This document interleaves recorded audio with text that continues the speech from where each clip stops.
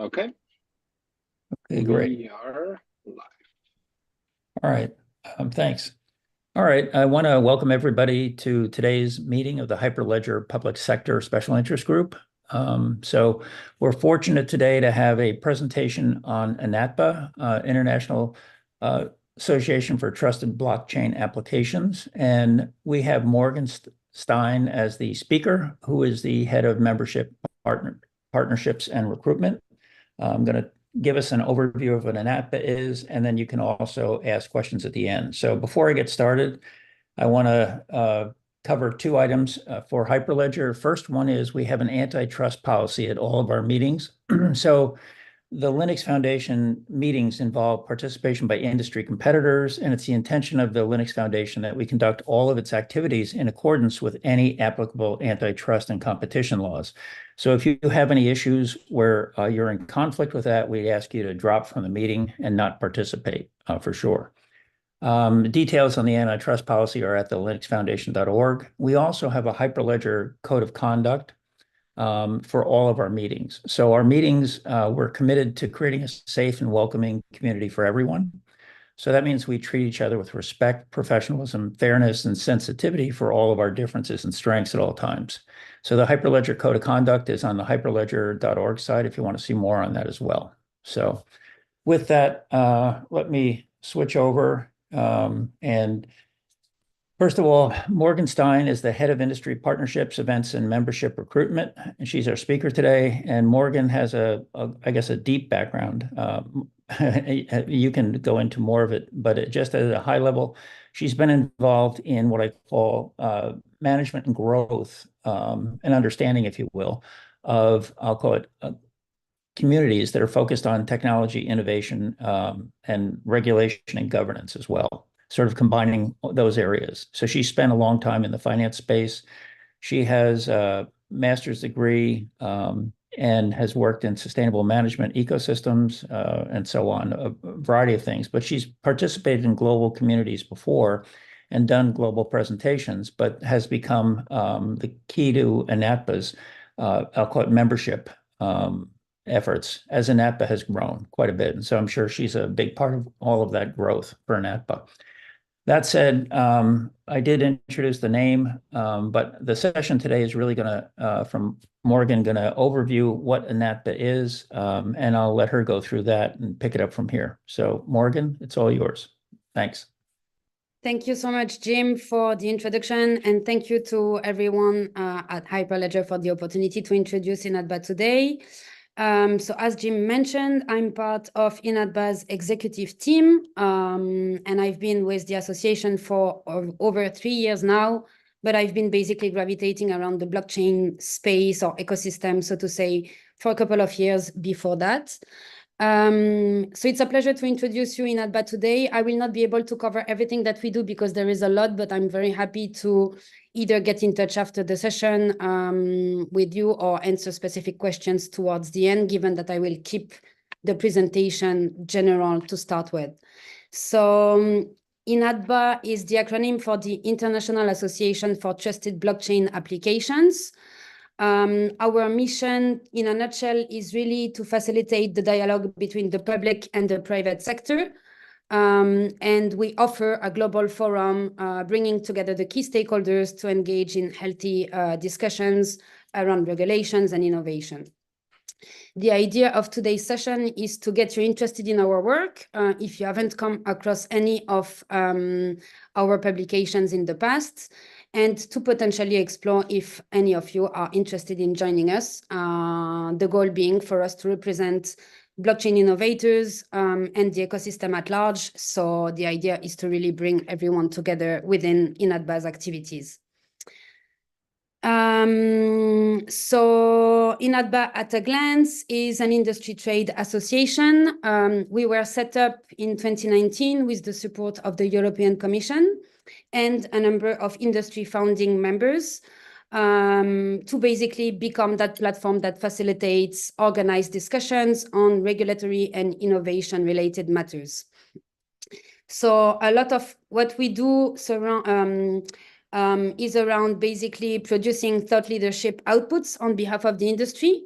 working with the regulators and the policymakers and trying to influence and impact positively the regulatory frameworks in relation to the use of the technology, and promote the use of best practices and standards when it comes to blockchain and DLTs. So that's for the quick overall intro of what INATBA is.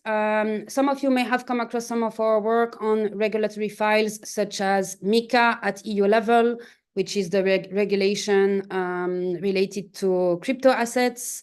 We've been very active on a number of files, and I will get to explain, I will explain to you how that works in a couple of minutes. So on the left side of the slide, you can see INATBA structure. So we have INATBA's executive team and the board of directors, which is basically elected by INATBA members, so industry members electing other industry members that want to take the lead and have a say in INATBA's overall strategy.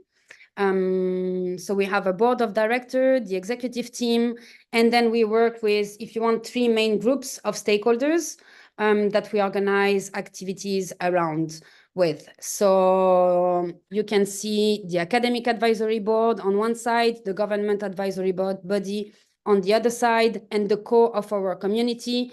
And a lot of our activities is actually organized with our industry members. We have 3 main pillars, if I can say. So we work heavily on policy, education, and standards by engaging with regulators and policymakers, responding to industry consultations, and driving advocacy efforts on behalf of the industry players. And we continuously basically create opportunities to have healthy dialogues between the key stakeholders. One of our core mission is also to showcase what the industry is building and promoting sustainable use cases across sectors. So we really try and nurture innovation and promote industry best practices by shedding light on the good work that the industry is doing and represent the industry in global discussions. And finally, we are also working on growing the ecosystem through INATBA's overall community and to facilitate interoperability, standardization, and best practices, which we believe will also help global adoption. So that's, again, high-level picture, but hopefully that gives you an idea of what we care about and what we focus on. And then on the left side, you can see basically a visual summary of all that's going on within INATBA. So as you can see, there is quite a bit. So I will not explain everything in detail, but I'm very happy to touch base after to get into something specific based on your respective interests. So I mentioned earlier that we have 3 main groups within INATBA. So on the public sector side, if you want, we have 2 main groups, the government and the academic advisory bodies. So as of today, I believe our government advisory body has 42 members who are representatives from national authorities across the globe or representatives from supranational organizations, such as the UN or the World Trade Organization, for example. And we have 32 countries represented, 12 supranational organizations. And on the other side, we also work with a number of academic experts, PhD researchers, universities, and think tanks as part of our academic advisory body. And as of today, we have 62 members representing about 21 countries. So that's for the 2 respective groups. Within Hyperledger community, there might be PhD researchers, in which case I invite you to consider reaching out to potentially contribute to the work of our academic advisory body. And of course, we consistently try and grow our government advisory body representation to hopefully one day have every single country represented. So it's a global community, and the core of it at the end of the day is the industry members. So here I've included a map of most of our industry members. So we work with corporations, and then within the different companies, there are a number of users that are engaged in our activities. And hopefully you recognize a couple of familiar names in the space on this map. But basically what I want to highlight here is that INATBA is a very diverse and global community. So you will find among our members very large traditional organizations, from banks to IT companies, more blockchain native crypto exchanges, companies, and a lot of startups as well, covering a variety of use cases and really leveraging the technology across sectors, which is in a way the beauty and the strength of INATBA's community, because by being part of this community, you are at the forefront of all the latest developments, and get really a very diverse view of what's happening in the space and what everyone is up to building.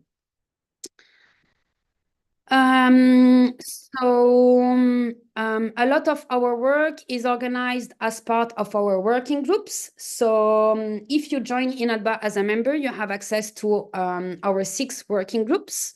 And those are finance, social impact and sustainability, privacy, identity, education, and standardization/standards. And we bring together our members around those 6 working groups. And then each working group has a chair and a co-chair, which lead the discussion and helps making sure that there is an agenda, that we produce outputs that are useful to push things forward, and that we cover key regulatory or not matters that we need to focus on behalf of the industry. I've included the list of the chairs and the co-chairs of each of the working groups.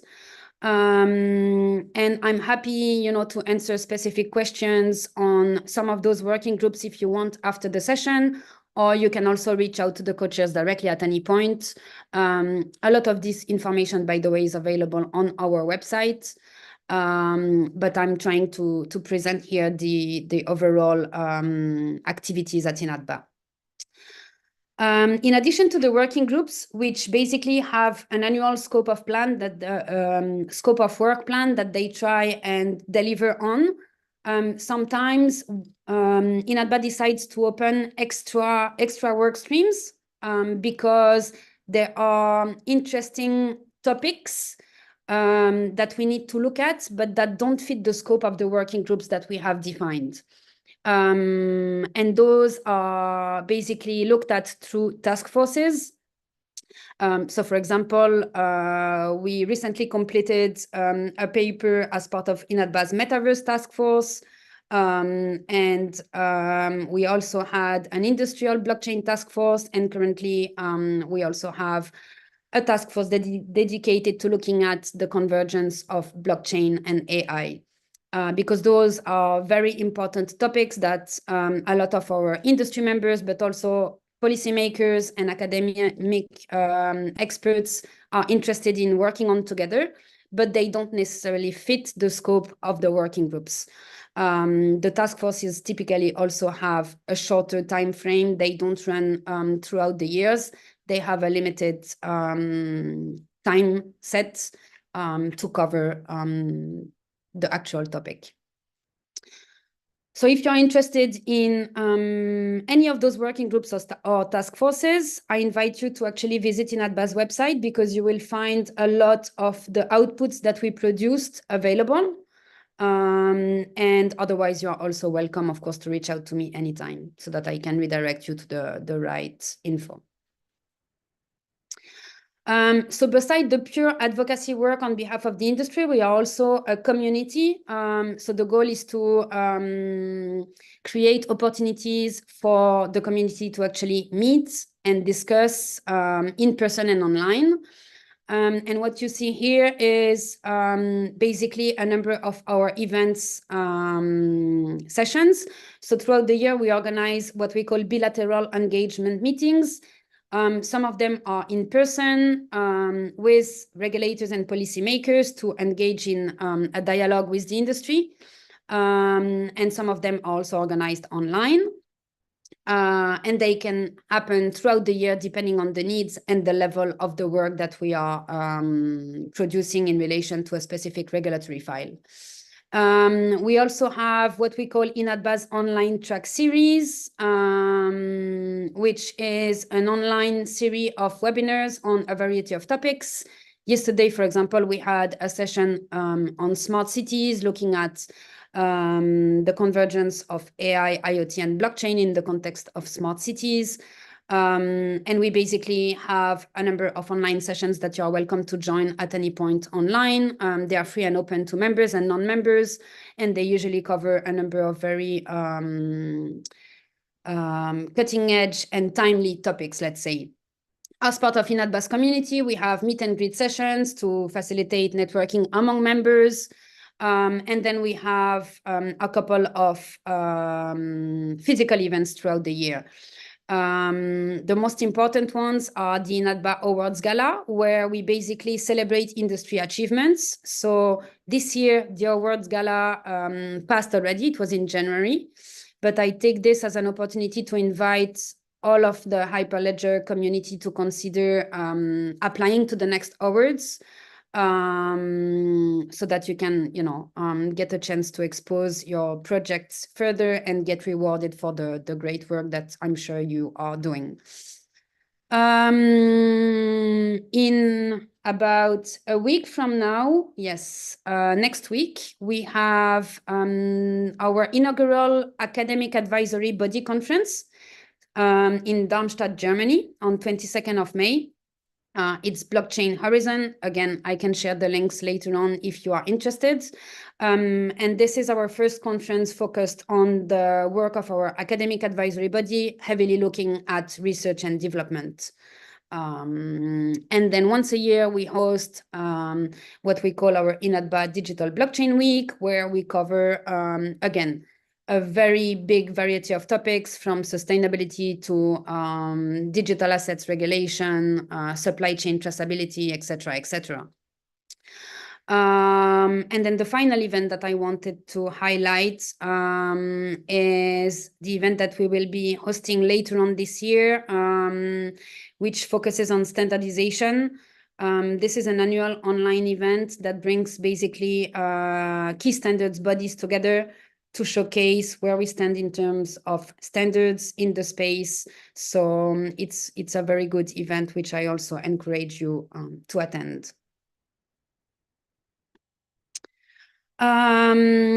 So depending on your objectives, there are a lot of different benefits of joining INATBA, and you can leverage the community and the work based on your priorities.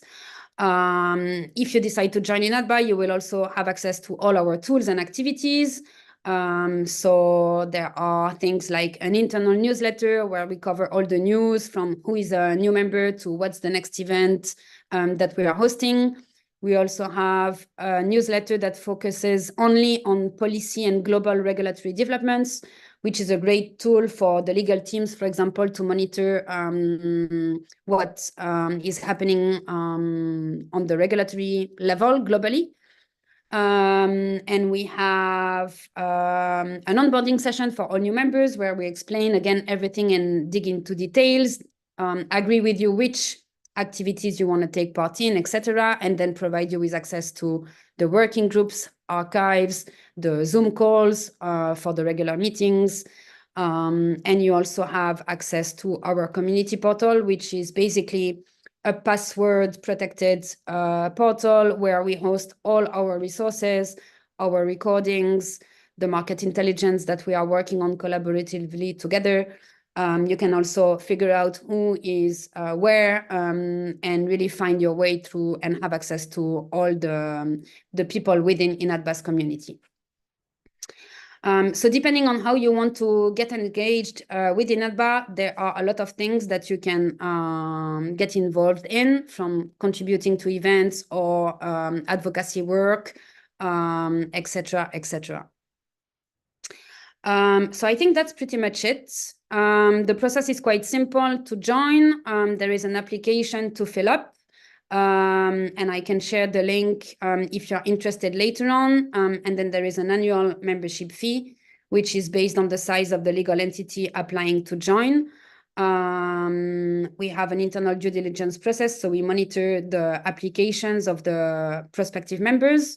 And once this is validated, we actually introduce you to our community, schedule the onboarding, and get you going on our various activities based on your interests.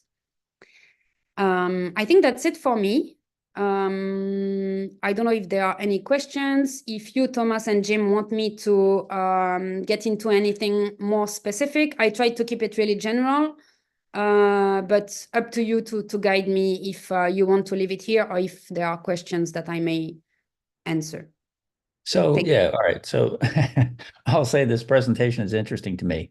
It actually made me feel bad. So I've been involved since 2017 in blockchain and Hyperledger and all that, and had thought I was well connected to sort of what was going on in a lot of different areas, not only in the US and so on, North America, but also EU and some other locations, even in Asia. But in a sense, not engaging with the INATBA looks like a huge gap in terms of all of the capabilities that you focus on as well. So it's, I think for everybody, not just myself, but it's a question of saying, okay, let's take this presentation, go to the websites and so on, and understand the different ways to engage. So if I've got it right, tell me if I'm wrong, but I think you have three different, as you said, I'll call it groups. You have the public sector group, as you pointed out, that's government academic research people. You have industry members, and then you have the working groups and task forces, right?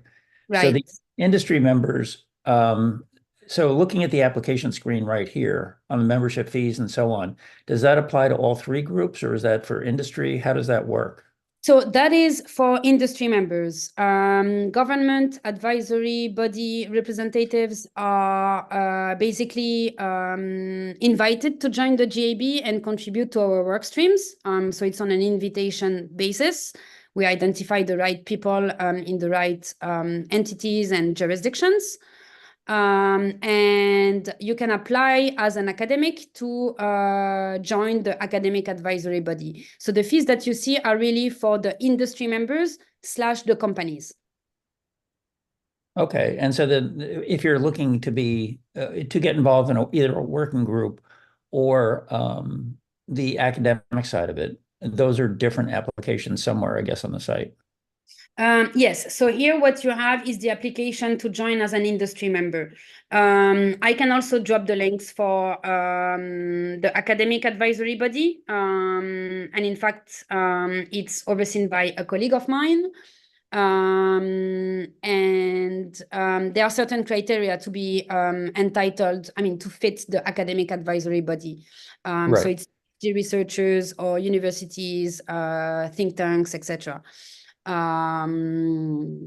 But yes, I'm happy to connect any of you that may fit the academic advisory body to make sure that we can engage you. And then whether it's a representative from our GAB or AAB, they can take part in the working groups or the task forces alongside the industry members, of course.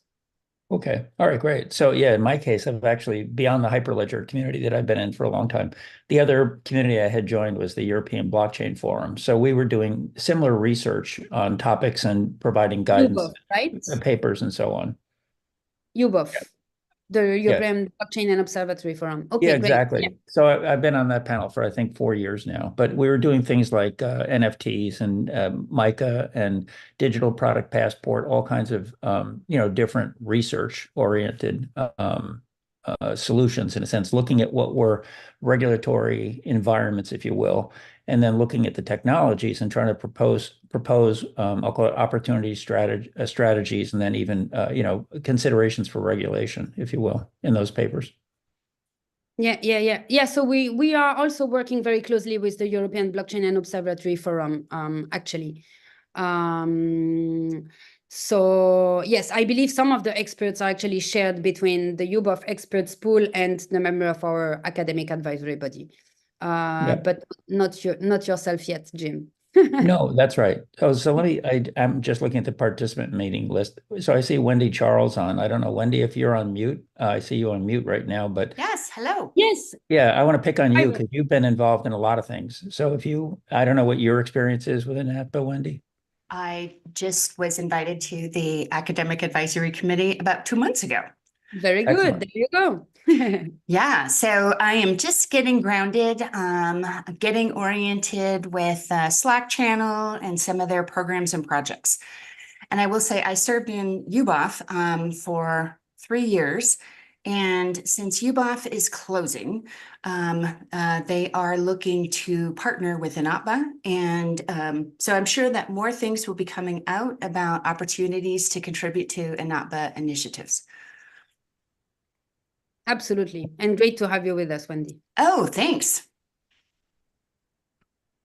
Yeah, so Wendy, not to pick on you, but do you want to give us a little bit of background? I know your focus is on healthcare domain, if you will, and you've done a lot of work in that space, obviously contributing to UBOF and everything else that I know you've been associated with, Burst IQ, some other stuff. But that would be nice for the audience to know a little bit more about the area you're focusing in and your interest in blockchain, how it applies. Okay, is there any particular angle or outcome that you are looking for, Jim, so I know how to tailor my comments? Actually, just so the challenge is you. You're not a one-dimensional person in terms of your Okay. involvement. So you've worked, I think, on the academic side clearly, Yeah. but you've also been on the industry side. So much like INATBA, you represent, I'll call it that multifaceted sort of capability in terms of what you've done in the blockchain space, which is actually probably why you're a good candidate to work with INATBA on these things. Oh, okay. Well, I'm happy to share some of my background, and I hope that others will ask you and others will ask questions if you have if you are seeking different or additional perspective. So my primary background was clinical research and work design and compliance and operations for mostly health-related research. And I kept going back and forth between operations and compliance. Well, when I became involved in blockchain in 2017, then I applied all of that same thinking to uses of blockchain as a technology for the health and life sciences industries. Because my PhD is in health information technology, I have a lot of background on both the engineering and software development side, as well as utilizing my knowledge of what FDA and EMA have required for the platforms to meet in order to address the life sciences requirements for data integrity. And so I think about an architecture stack in maybe a different way than many other blockchain people in the blockchain community, because I think about all of the components that need to be built into the architecture in order to meet the appropriate industry regulations as well. So over the last 5 years, so for 4.5 years, I worked at Burst IQ, which is a blockchain healthcare provider, and we designed blockchain solutions for companies from the ground up. We did have a core platform that we built, but I would spend a lot of time on those calls really trying to understand what the customer's needs were and also what their compliance needs would be, because we had to build it into the technology itself. And it is totally possible. Some people think that compliance is incompatible with blockchain. You just have to have a really informed and thoughtful perspective about how to do it to meet the industry requirements. And also during this time, I became a professor at the University of Denver, where I teach 3 different courses in health informatics, but I also teach the blockchain course there. And I work with graduate students who are emerging in industry to help them understand a wide range of perspectives. And that the most important perspective we can all take away when we learn about blockchain is that blockchain is much wider, more complicated than we may realize. including the fact that there are over 1,000 blockchain platforms now. And so like some of my students, and I'm sure you all encounter this too, some of my students speak very authoritatively about what blockchain is and what it isn't. And I say, well, yeah, that's true about for that as it applies to about 5% of blockchains, but it's really important to recognize that there's a lot of other capabilities or a lot of other designs out there. So that's my perspective there. I also teach at the University of Colorado, Denver, where I teach the business of digital health. So I really apply a lot of business concepts when I interact with blockchains, because then to think about, well, how do you create your technology to have market sustainability? How do you create a blockchain that would appeal to the industry that you are trying to enter with recognition of the unique regulatory or cultural issues that are specific to that industry? And how do you design your marketing materials and your future business models and plans in order to ensure that you can create a successful operation that is ultimately sustainable in a rapidly changing environment? So with that background, I served in the Government Blockchain Association for a few years. I was personally recruited to actually advise a few different governments about how to consider blockchain for their ecosystem. And I wrote a textbook on blockchain and life sciences, and I have published, I think the last number was 24 academic papers, peer-reviewed academic papers about blockchain and life sciences. And last, I now serve as the co-editor-in-chief of the journal section Blockchain and Decentralized Science, which is about, it's a Frontiers sponsored blockchain publication. So anyway, so that's my background. And I just tried to think of things that might be interesting. Please let me know if you have any additional questions or ideas. Sure. So yeah, Wendy, thanks for sharing your background, because what I really, I did pick on you, I apologize for that, but the reason that's okay.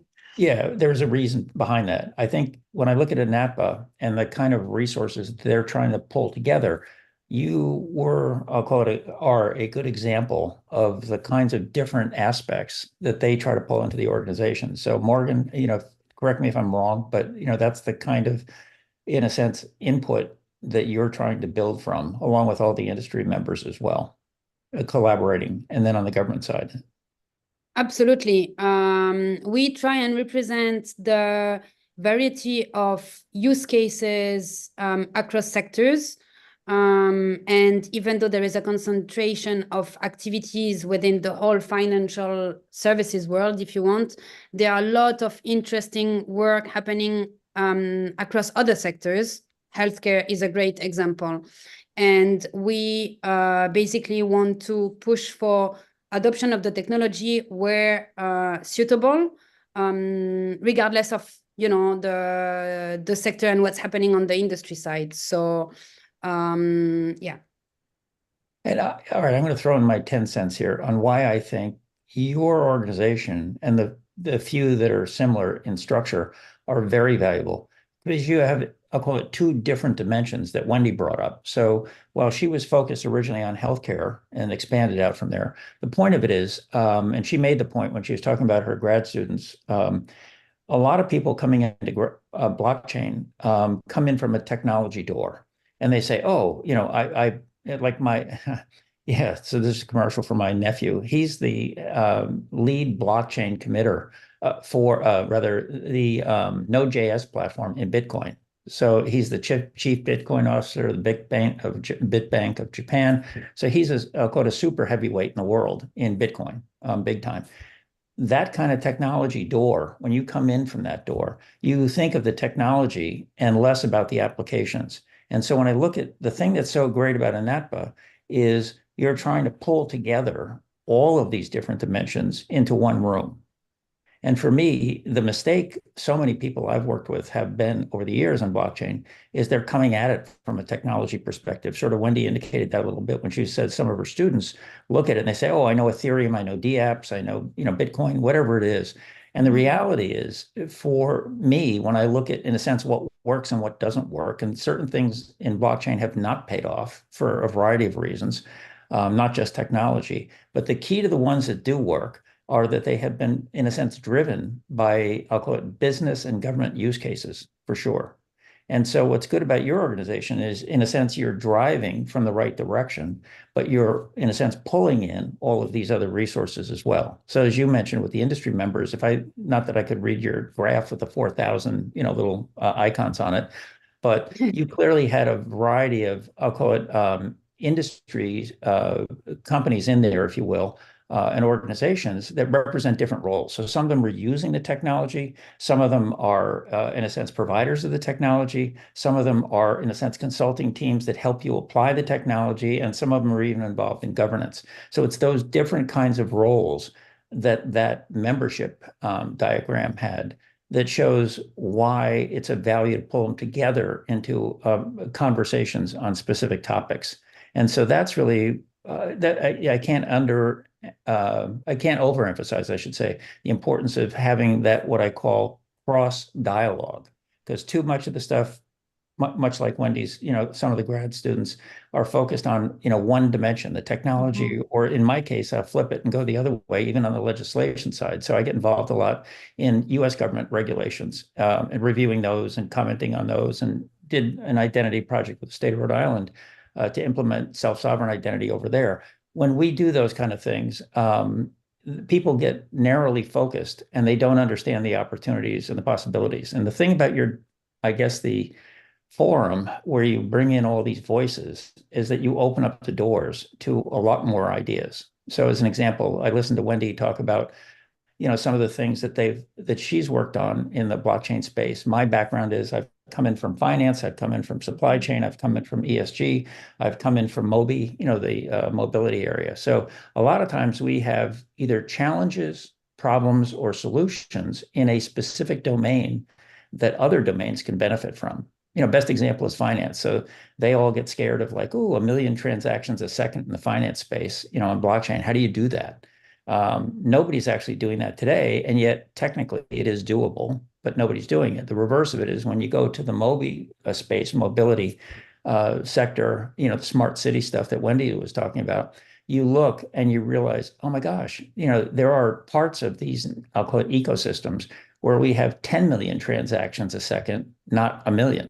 And so, the question is, how do you engineer those things into networks to make them, in a sense, interoperate, so to speak? So there's a lot of, I'll call it, the forum that you're providing, I think, is a great way to share these different, I'll call it, insights, both on the business, the governance, and the technical side, to put all three together, which is, a very important conversation to have, I'll say, for what it's worth. So that's the end of my commercial, Morgan. So, oh, yay. Well, if I can add to That's the great, commercial, is that okay, Morgan? Excuse me? Yes. Is that okay if I build on what Jim said? Absolutely. Oh, Please. great. I encourage all of you who are not already INATBA members to go to the INATBA website and to get involved. One of the things that really impresses me is not just the diversity of experience that Jim mentioned, but that these are individuals who are really cued into the changes we are seeing with blockchain and in industry. So it's really humbling for me as a professor. I have to do a complete course redesign every 2 years on my course because blockchain changes so fast.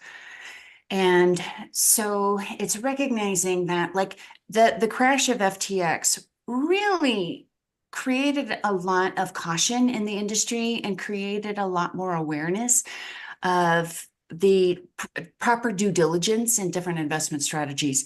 I am also tracking that the IRS has updated its guidance about the different taxable concepts in the United States, and how just in 2023 that shoot, now I can't think of the specific word. Transaction data you're talking about? No, it's where you own an image. Provenance or authenticity? No, where you can NFT? own. Yeah, thank you. Oh, the I can't NFT, believe okay. I couldn't remember NFT. That NFTs are taxed as collectibles. Oh, And so. and Well, it depends on how long you hold it. And then we also look at how the SEC has created guidance in the last several months. And so, and of course, the FTC is also involved in blockchain, especially with the FTC Act and Truth in Advertising. So it's really, I really think that INATBA is a great group for helping to create objective and information about evolving issues in blockchain. And for me personally, it's really humbling because every time I hear a meeting, every time I read a newsletter or hear what someone else is working on, I realize how much I don't know. And here I have devoted my life to work in the blockchain space for 4.5 years and still, so I'm hoping that this just becomes an ongoing resource where we can help each other remain current. Ultimately, it's our credibility and our awareness of evolving trends that really helps create credibility for blockchain platforms.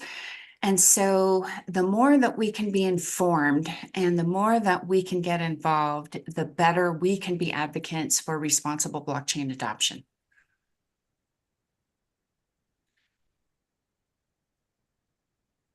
So Jim, thank you for your comments. And I was happy to build on them because I really agree with everything that you said. And I'm hoping that we can all become good stewards. Yeah, I think, and again, I'll go back with the idea of the focus of INATBA for me, and it's right in the summary that Morgan gave me, of saying the interface between regulations and innovation is a huge thing, and it explains why I'll call it certain technologies that came out in the DeFi space, in a sense, don't have any legs. They've sort of hit end of life, honestly. And the reason they've hit end of life is they came from the wrong door. They came in from the technology door and they were technologies, but you couldn't add on easily.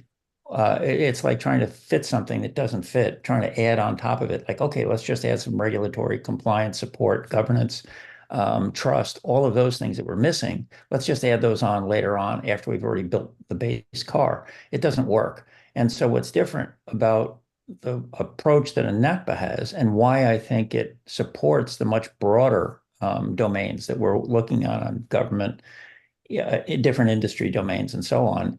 It doesn't matter whether it's healthcare, food supply chain, finance, any of these things. They're all involved in heavy regulatory environments. There's existing infrastructures. Nobody's going to wipe out the existing world that exists today and rebuild everything from scratch, which a lot of the earlier blockchain thinking was like, oh, hey, it's a revolution, and everything's going to disappear. And it's like, oh, yeah, fine. Okay, fine. So that's how you think, which is why a lot of those initiatives really had very limited, what I call legs. They didn't go very far.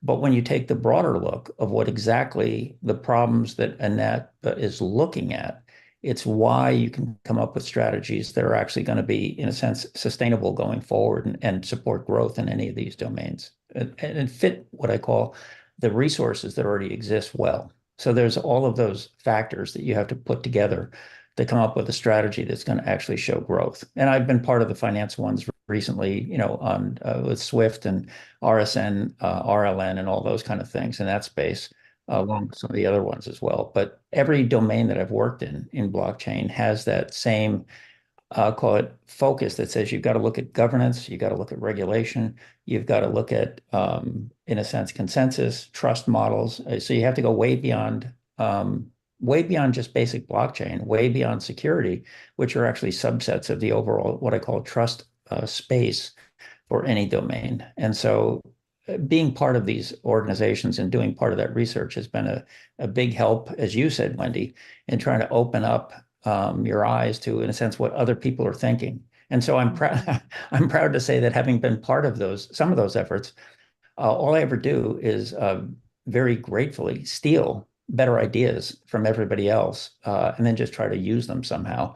But in a sense that the openness of sharing them through these, what I call communities, is incredibly valuable. And it really does lead to big changes. So if you don't have something like an INATBA forum where you're going to open up these things and really attack them as a team, you wind up with what I call, Jim's view of the world, which winds up being okay for some things, but not others, and usually doesn't have what I call legs to either grow or become sustainable. So that's why so many of these initiatives have, in my opinion, have died on the vine. So apologize, Morgan, for going off on that, but I do think No, that's super the interesting. value point is there. And yes, it's absolutely valid. So Right. I think there is Brett raising hand and somebody else. Yeah. So Brett, you want to jump in? Yes. Hello. My name is Brett Carpenter, and I am the Hyperledger organizer of Troy, Michigan. My focus from the 90s has been the smart city, and I have been working diligently first with writing a paper, Political Economy in the Informational City, in the early 2000s, where I was able to attract some, some good technologists. And my thinking is that the NFT can function as a credentialing in the smart city, even with the factors of healthcare. And that also my treatment has been in telecommunications, that the cell phone has a general identifier, and that with technology, you could have a unique identifier and a general identifier working in tandem to essentially create that credentialing. And so I'm just curious as to your feedback on what my thinking is.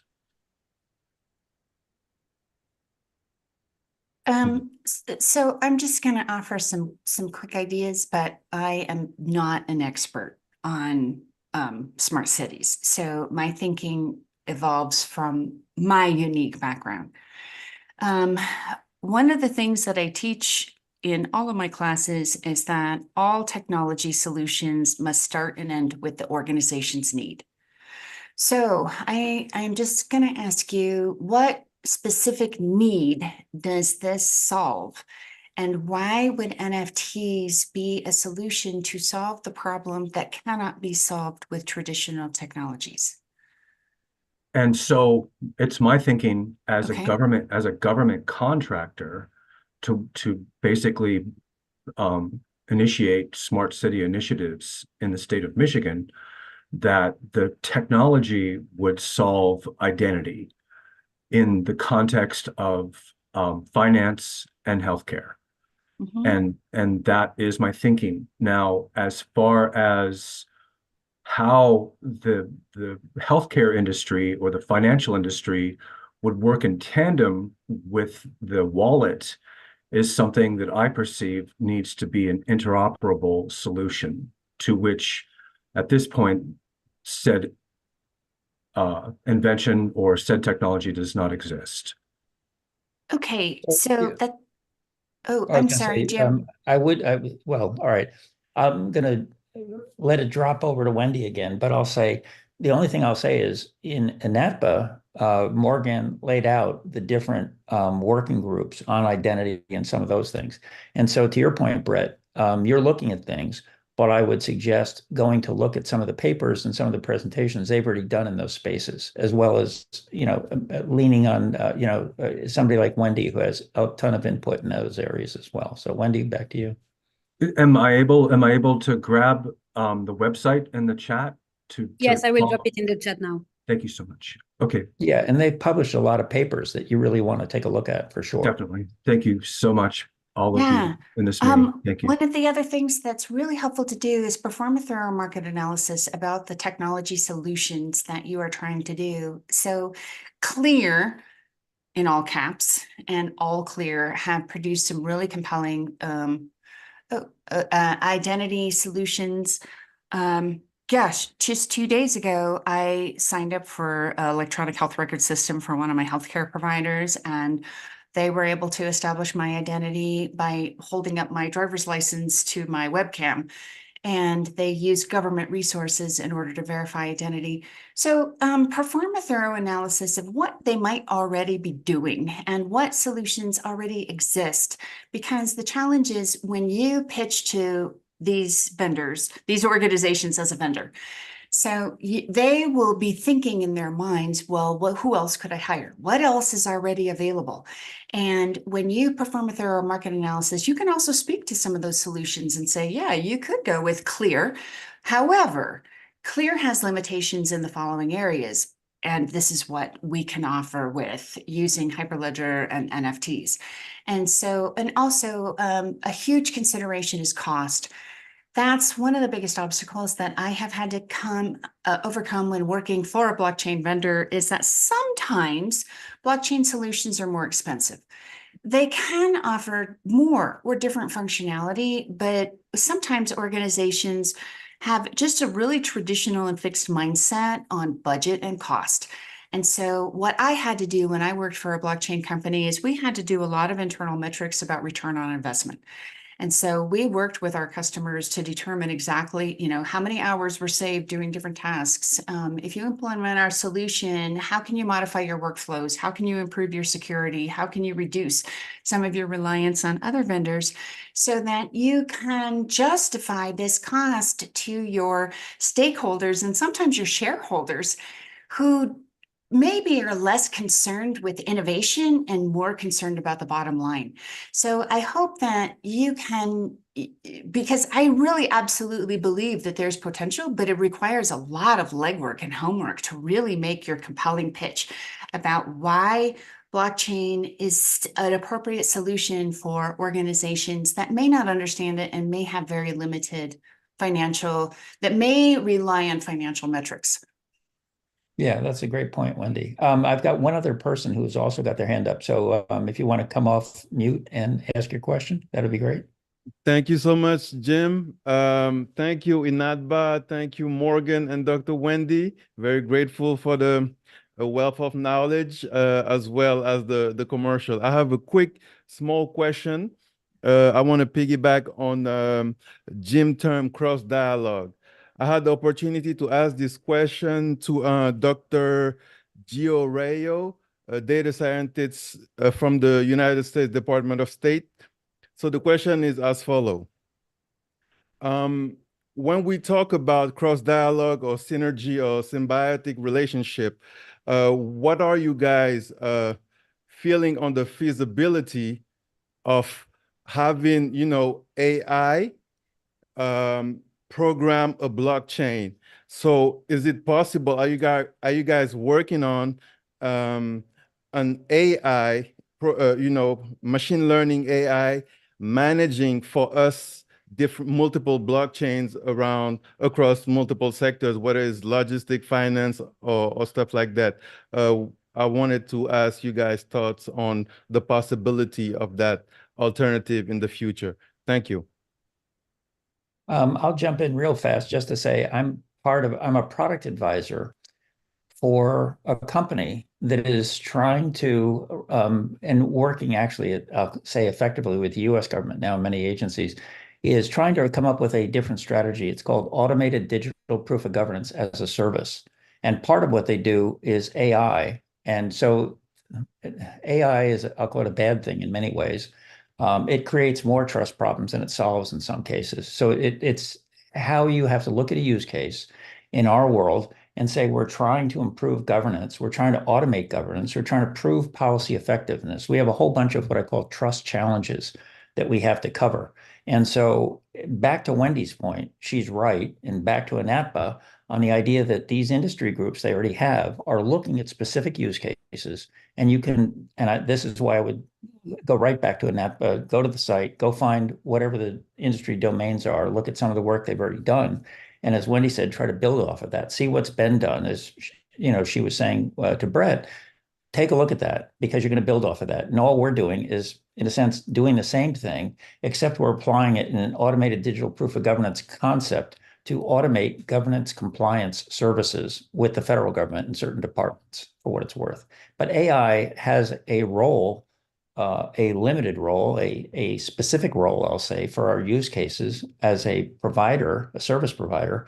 But on the other side, it's also being used by what I call the consumers of all of these solutions as well. And there are tons of what I call not only use case fits, but governance challenges to work through. So there's no way we can go into that. But again, I think going back to INATBA to look at those industry groups to try to find out what they've been doing on publishing papers over there would be very, very useful. And I will say, honestly, not just INATBA, but EU in general tends to do a lot better work on regulatory compliance and governance ahead of most of the other areas. Like US, we're usually sort of behind them significantly in the government area for what it's worth. So we can learn a lot from INATBA plus the other stuff that's already been published over there. So with that, we're getting near end of time. Let me ask Morgan, anything else that you want to add to wrap us up? No, I think that's it for now, but I would be happy to reconnect with anybody interested here to discuss further on, specific activities or to refer relevant links. I've included the main website here. If you browse through, there is a lot of information available, but if you don't find what you're looking for, just drop me a line. I will drop my email and I might be able to guide you directly to, the most relevant paper that we may have worked on. Yep. All right. Well, thank you so much. And I thank everybody who attended. And Wendy, thank you for putting up with me when I picked on you today. Oh, no, I really appreciate everyone's participation and for allowing me to share my thoughts.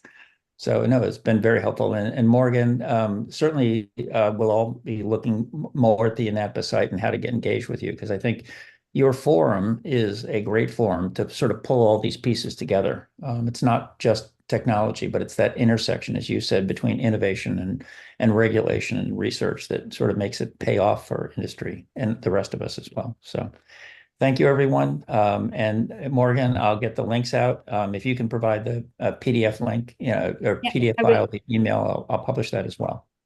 Thank you so much, Jim. Thank you, everyone, for joining today. And hopefully we will speak again very soon. Great. Thank you so much. Thanks, everyone. Have a great day. Thanks, everyone. Thank you. Thank you.